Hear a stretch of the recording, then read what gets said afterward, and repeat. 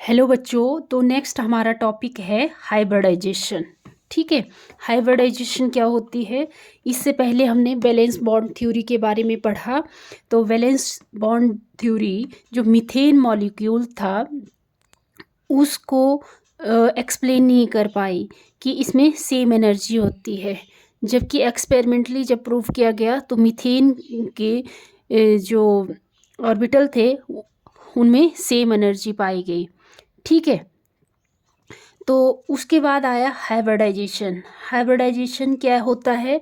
ये भी क्या होता है, ऑर्बिटल होते हैं, डिफरेंट तरह के जो ऑर्बिटल हैं वो क्या करते हैं, इंटरमिक्स करते हैं और ये सारे अपनी एनर्जी एक दूसरे को रीडिस्ट्रीब्यूट करते हैं और इसकी वजह से एक नया सेट बनता है ऑर्बिटल का। उसको क्या बोलते हैं, हाइब्रिड ऑर्बिटल बोलते हैं। ठीक है, हाइब्रिडाइजेशन जिसको हम बोलते हैं। तो अगर हमने इसको लिखना है, अब आपको पता है ये डिफरेंट तरह के ऑर्बिटल होते हैं, एस पी डी एफ। ठीक है, और उनकी शेप का भी पता होना चाहिए आपको। जैसे मैंने आपको पिछले वीडियो में बढ़ाया है, जो एस ऑर्बिटल है उसकी शेप ऐसी होती है, स्फेरिकल होती है। और जो पी ऑर्बिटल है, पी ऑर्बिटल में पी शेल में 3 ऑर्बिटल होते हैं और उनकी शेप ऐसी होती है। ठीक है,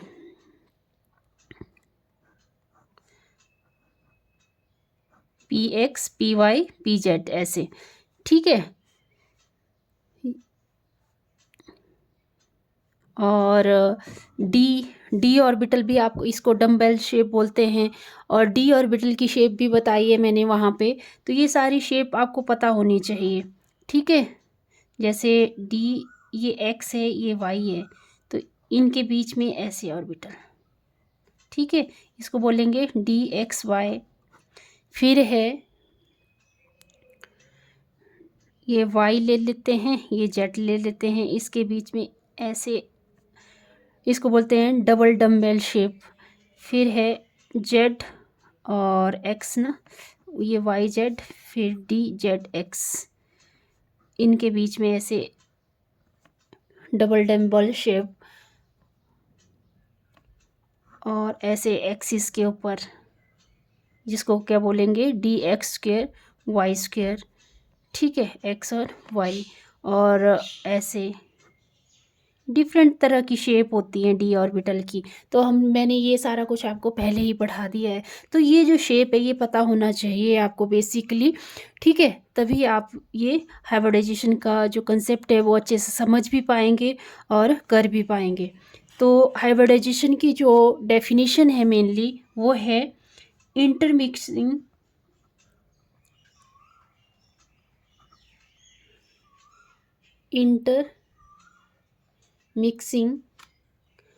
of atomic orbitals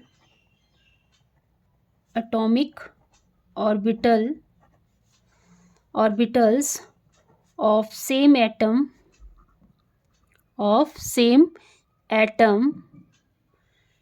with slightly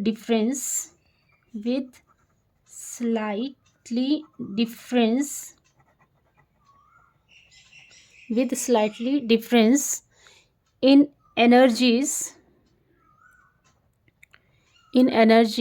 so as to redistribute their energies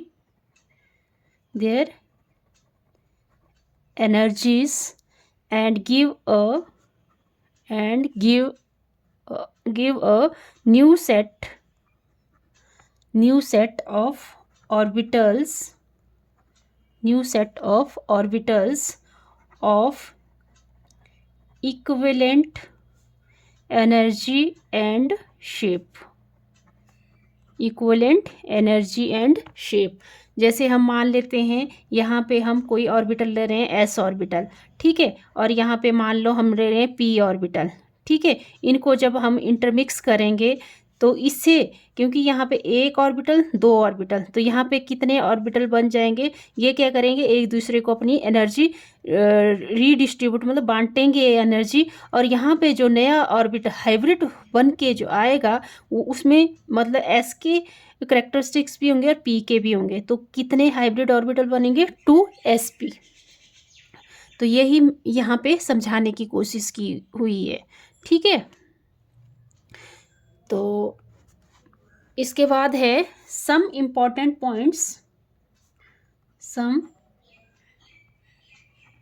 important points about hybridization. क्या इंपॉर्टेंट पॉइंट है, पेपर में पूछ लिया जाता है, बहुत इंपॉर्टेंट क्वेश्चन है यहाँ से जो रिलेटेड जितने भी क्वेश्चन होंगे।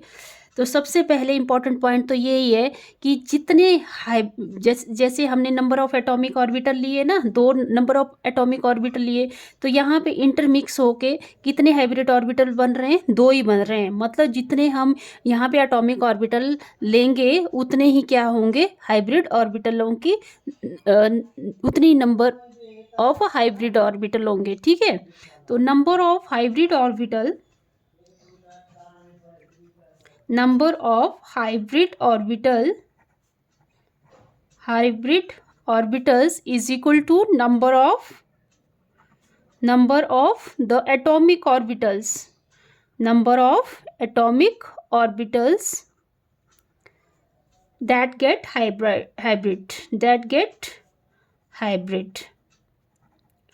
hybridized, ठीक है।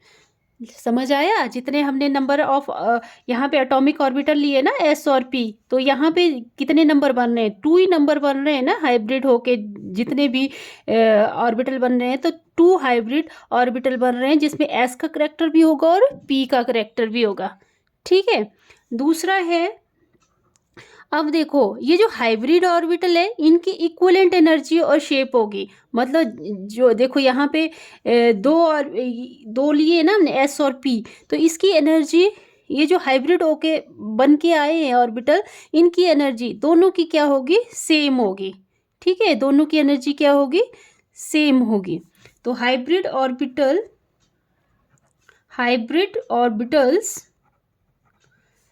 Are always hybrid orbital are always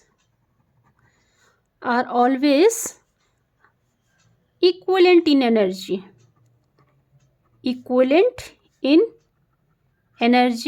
and shape भी इक्विवेलेंट ही होगी इसकी, ठीक है। ऐसा तो नहीं है कि एस ऑर्बिटल है तो एस ऑर्बिटल के जो हाइब्रिड बन के आएगा वो एस ऑर्बिटल का करैक्टर भी होगा ना उसमें, और पी ऑर्बिटल की जो शेप है वो भी उसमें, मतलब दोनों की शेप और एनर्जी क्या होंगी, इक्विवेलेंट होंगी, ठीक है। और नंबर 3 पॉइंट्स हम बोल सकते हैं, जैसे हमने बैलेंस बॉन्ड थ्योरी में पढ़ा था कि जो हाफ फिल्ड ऑर्बिटल है वही ओवरलैपिंग में पार्टिसिपेट करते हैं, बट ऐसा नहीं है। हाइब्रिडाइजेशन में half filled as well as fully filled orbital दोनों क्या कर सकते हैं, पार्टिसिपेट कर सकते हैं, ठीक है। इन hybridization both half filled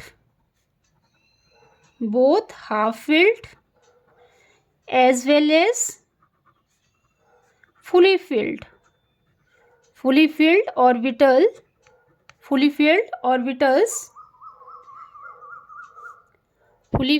orbitals can participate, ठीक है। इसमें जो हाइब्रिडाइजेशन है इसमें हाफ फील्ड तो पार्टिसिपेट करेंगे ही, पर फुल फील्ड भी इसमें पार्टिसिपेट कर सकते हैं, ठीक है, हाइब्रिडाइजेशन के लिए।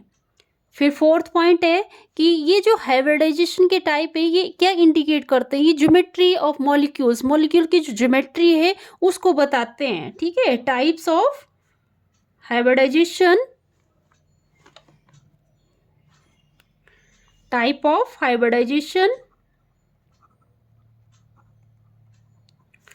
indicates the geometry of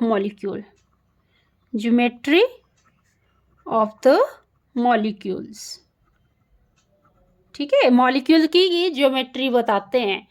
okay, तो नेक्स्ट पॉइंट है हमारा कि देखो एस ऑर्बिटल, ये मैंने आपको पिछले वीडियो में जो वैलेंस बॉन्ड थ्योरी है वहाँ टाइप्स ऑफ कोवैलेंट बॉन्ड है वहाँ पे भी समझाया था, यहाँ पे भी समझा रही हूँ। तो एस ऑर्बिटल और ये मान लो पी ऑर्बिटल, जब ये हाइब्रिडाइज करते हैं एक दूसरे के साथ, ओवरलैप करते हैं ऐसे, तो यहाँ पे देखो क्या है, ओवरलैपिंग हो रही है, इसको बोलेंगे S P overlapping.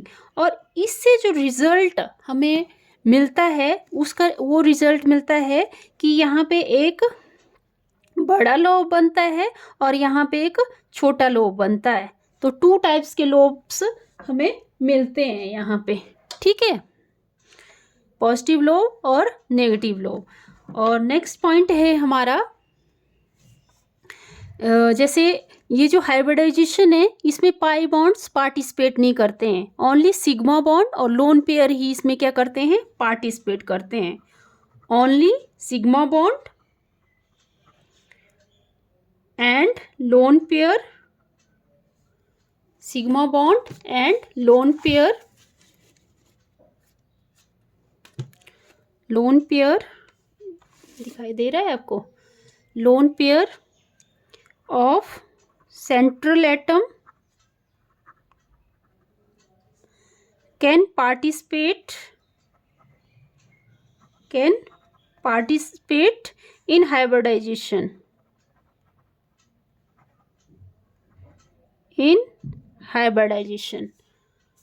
not pi bond, ठीक है। आई होप आपको ये वीडियो समझ आया होगा। अगर समझ आया तो प्लीज़ लाइक करें, शेयर करें, सब्सक्राइब करें चैनल को। और ये बहुत इंपॉर्टेंट पॉइंट हैं तो इसको भी आप माइंड में रखें, ठीक है। Thank you.